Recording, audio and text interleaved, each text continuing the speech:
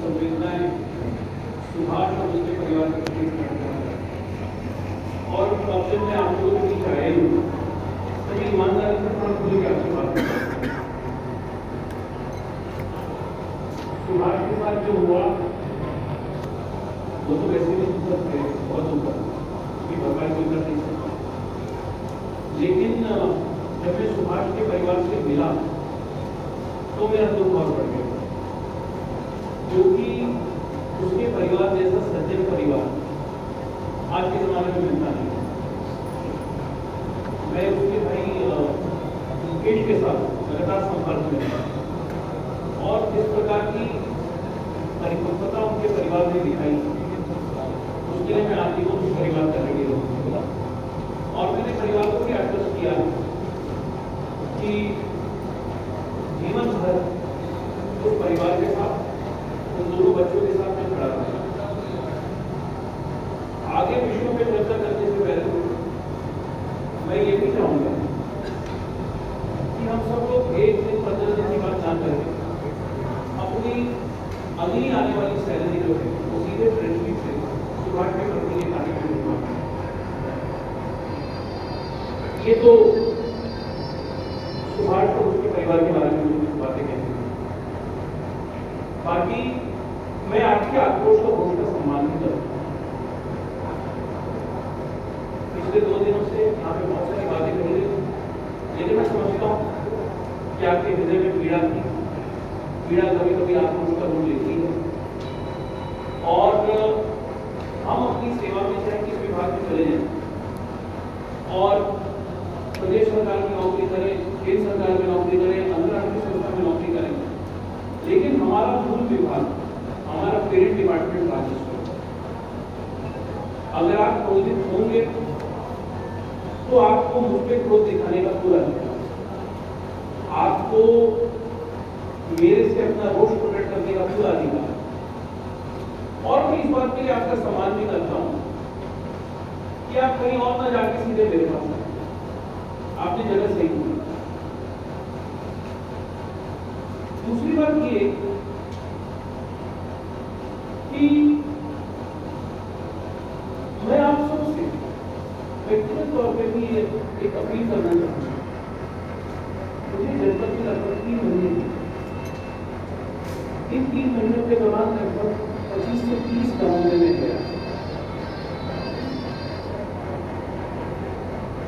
हर बार ग्राम सभा में देखभाल रहते थे, देखभाल के लिए ग्राम सभा लगभग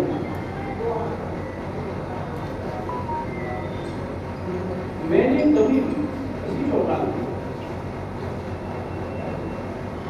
किसी देखभाल के कोई उल्टी बात नहीं।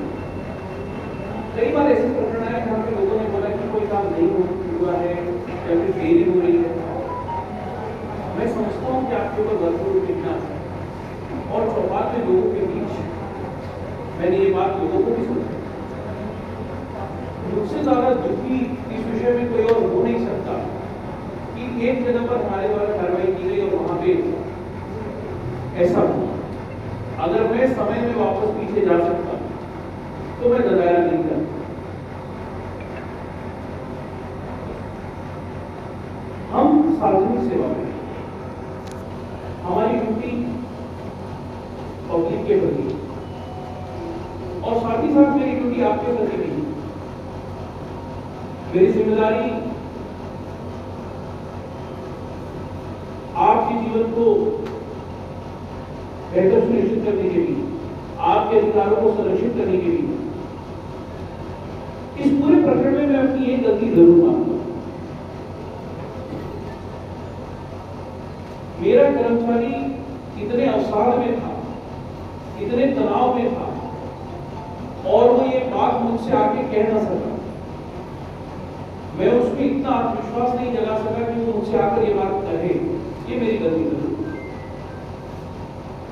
लेकिन इस घटना से यदि उसके परिवार के अलावा सबसे ज्यादा कोई दुखी है तो वो भी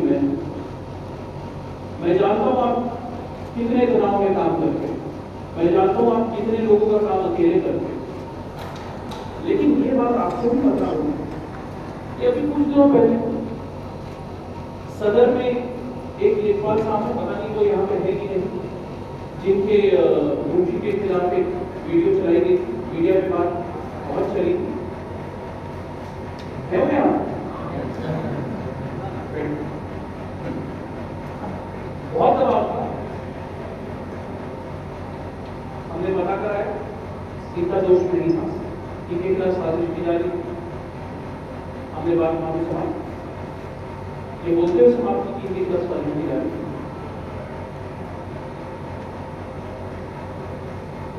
मैं रोज जनता दर्शन में लगभग 250 से 300 लोगों के साथ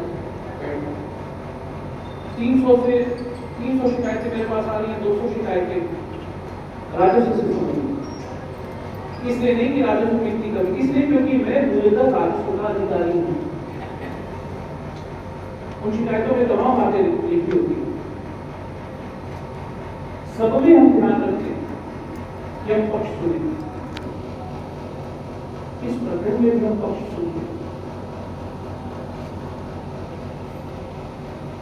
आखिरी बार उस ग्राम चौपाल के बाद देवी सुभाष से आखिरी बार जो मुलाकात हुई, चौपाल के बाद एक बार मुझसे मिला, मैं कोई लॉ एंड ऑर्डर सिचुएशन आ गया था कहीं थाने में, मैं और कप्तान साहब जा रहे थे, वो मुझसे कॉरिडोर में मिला, कॉरिडोर में मैं पहचान नहीं पाया, मैंने मुझसे पूछा, मेरे पास आया वो, मैंने मुझसे पूछा आप कौन, तो उसने बोला साहब मैं सुभाष मीणा।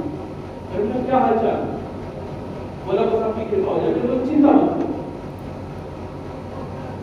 और वो चेहरा उसका